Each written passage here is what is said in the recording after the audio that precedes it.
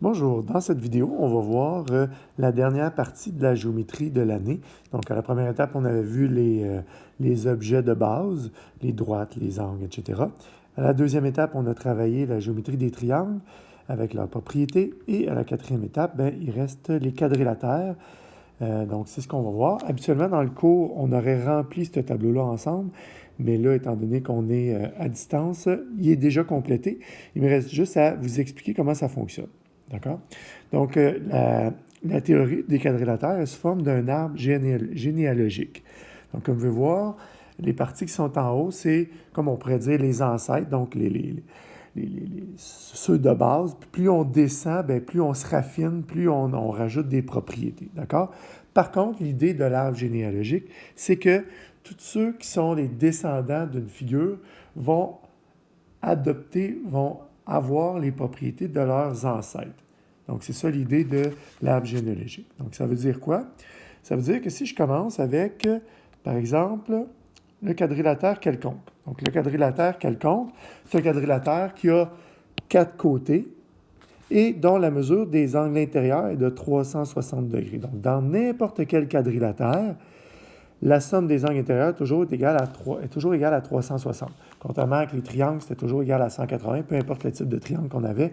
Dans les quadrilatères, c'est la même chose, mais la somme des angles intérieurs est de 360 degrés et j'ai toujours 4 côtés. Donc, tous les quadrilatères qui vont être en bas du quadrilatère quelconque, c'est-à-dire tous les quadrilatères de cette page-ci, donc tous ces quadrilatères-là vont tous avoir ces propriétés-là, soit 4 côtés et la somme de leurs angles va être égale à 180. Si je regarde son premier descendant au quadrilatère quelconque, donc quadrilatère quelconque, c'est de base, hein, c'est juste 4 côtés. Puis au fur et à mesure qu'on va descendre, on va se raffiner un petit peu.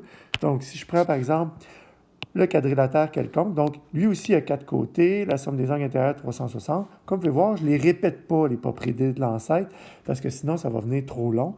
Donc, je vais seulement rajouter les propriétés qui sont propres à cette figure-là.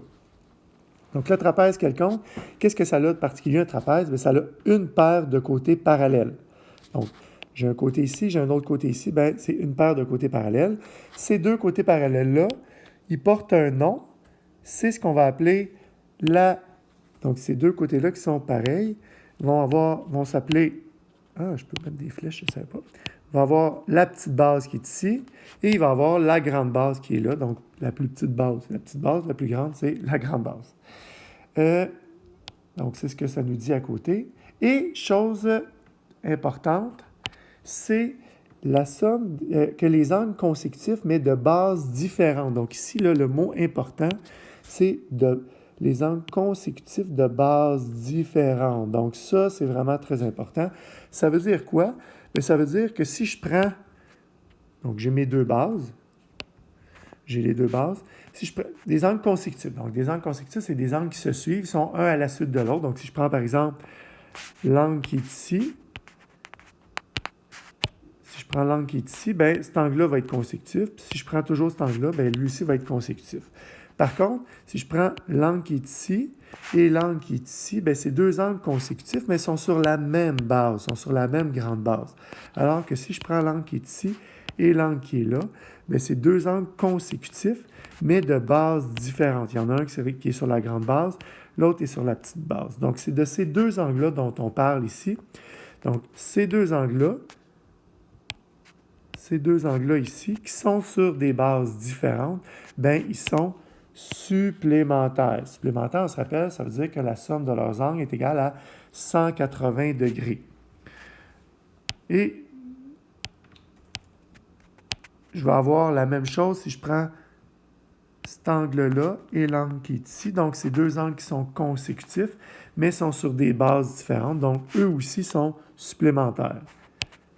Par contre, si je prends l'angle qui est là puis l'angle qui est là, bien, ils ne sont pas supplémentaires parce qu'ils sont sur la même base.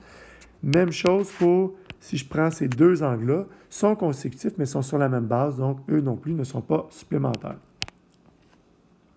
Maintenant, si je descends, donc le quadrilatère quelconque, il y a des descendants. Donc les descendants, bien, il y en a plusieurs. Hein? Donc, si je prends le chemin, là, il y a ceux-là ici, puis il y a celui-là et celui-là.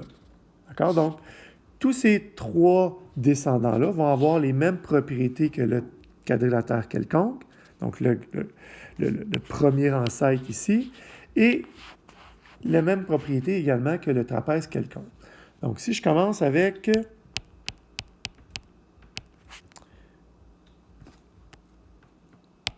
le trapèze rectangle, donc qui est complètement ici.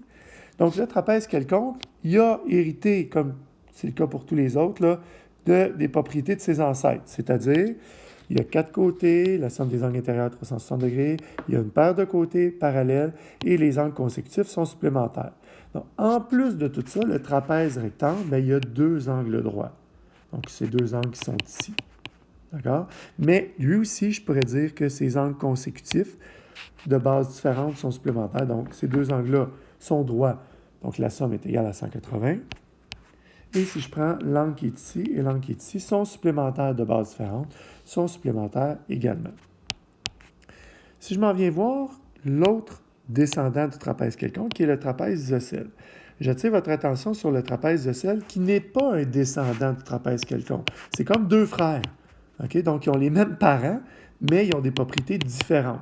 Donc, le trapèze isocèle hérite des mêmes propriétés que le trapèze quelconque et le trapèze que le quadrilatère quelconque. Mais en plus de ça, il y a des propriétés qui sont propres à lui. Donc, on va regarder un petit peu plus en détail ces propriétés.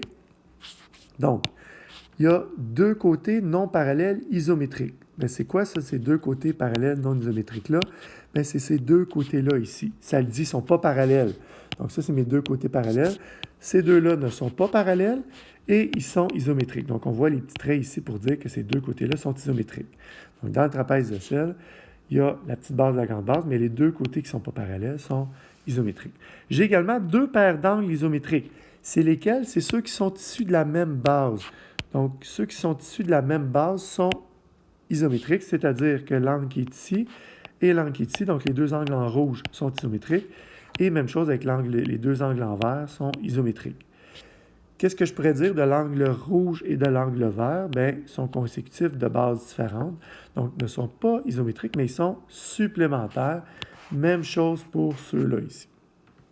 Ensuite, on parle de diagonales. Donc, les diagonales, c'est un segment qui relie 2 côtés, deux angles non consécutifs. Ça veut dire quoi? Bien, ça veut dire que je prends étant donné comme dans un quadrilatère, c'est pas compliqué, c'est les angles qui sont opposés. Donc, si je pars d'un sommet, puis je m'en viens au sommet opposé, donc ça s'appelle une diagonale.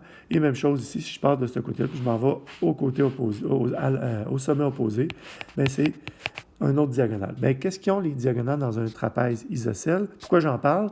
Parce qu'ils ont quelque chose de particulier, c'est qu'ils sont isométriques. Donc, en vert, en jaune ici, là, sont isométriques, ces 2 diagonales-là. Et finalement, il y a une autre chose dans le trapèze isocèle, on commence à avoir un peu plus de stock. Il y a un axe de symétrie. Donc, un axe de symétrie, c'est ça ici. C'est ce qui vient séparer ma figure en 2. Donc, c'est comme l'effet miroir, là. Donc, ça veut dire que tout ce qui est à gauche, ici, là, c'est parfaitement symétrique. Donc, c'est exactement la même chose. Si je faisais une réflexion autour de cet axe-là, bien, j'aurais exactement la même figure des 2 côtés. Puis, on remarque que cet axe de symétrie-là, bien, il est perpendiculaire à mes 2 bases ici. Maintenant, si je m'en vais voir le 3e frère de ces trapèzes-là, c'est-à-dire que donc j'avais le trapèze quelconque, il y avait 3 descendants, donc il y avait le trapèze rectangle, trapèze isocèle qui était comme 2 frères, et j'ai le 3e frère qui est le parallélogramme. Le parallélogramme, il est très important. Pourquoi? Parce qu'il a hérité de toutes les propriétés du trapèze quelconque et du trapèze isocèle, mais en plus de ça, et du quadrilatère quelconque, mais en plus de ça, ces angles consécutifs sont supplémentaires. Donc, vous remarquerez que, contrairement au trapèze quelconque, où ce qu'on me disait que c'était les angles consécutifs de bases différentes, à partir du parallélogramme, ils n'ont plus besoin d'être de bases différentes. Aussitôt qu'ils sont consécutifs, sont supplémentaires. Donc, ici, les angles consécutifs sont supplémentaires. Ça veut dire que l'angle qui est ici, puis cet angle-là sont supplémentaires, mais que celui-là également, même s'ils sont sur la même base, sont supplémentaires. Ceux-là aussi et ceux-là aussi. Donc, aussitôt qu'ils sont consécutifs dans le parallélogramme, sont supplémentaires. Ensuite de ça, j'ai deux paires de côtés parallèles. Donc, dans le trapèze, j'avais seulement qu'une paire de côtés parallèles. Dans le parallélogramme, j'en ai deux. Une paire ici, puis une deuxième paire là. J'ai deux paires de côtés opposés qui sont isométriques. Mais ça veut dire que ce côté-là va être isométrique à celui-là. Donc, je vois que j'ai un trait ici. Et ce côté-là, non seulement sont parallèles, mais sont isométriques. Donc, pour les distinguer, j'ai mis deux petits traits parce qu'ils ne sont pas les quatre isométriques. Donc, ces deux-là ensemble sont isométriques et ces deux-là ici ensemble sont isométriques. J'ai également deux paires d'angles opposés qui sont isométriques. Bien, ça veut dire que les deux angles en rouge ici sont opposés, sont un en face de l'autre, bien, sont isométriques. Et les deux angles en bleu ici aussi sont isométriques. Et finalement, le parallélogramme a que ces diagonales se coupent en leur milieu. Donc, on a vu tantôt que les diagonales, c'est un segment qui reliait deux sommets opposés, deux angles opposés. Bien, ces deux diagonales-là ne sont pas isométriques, mais ils se coupent en leur milieu. Ça veut dire quoi? Que ça veut dire que au point milieu qui est ici, bien, cette partie-là est égale à cette partie-là. Puis au point milieu ici, cette partie-là va être égale à cette partie-là. Donc, c'est ce que ça veut dire que les diagonales se coupent en leur milieu. Je vais prendre une petite pause et je vais faire l'autre partie après.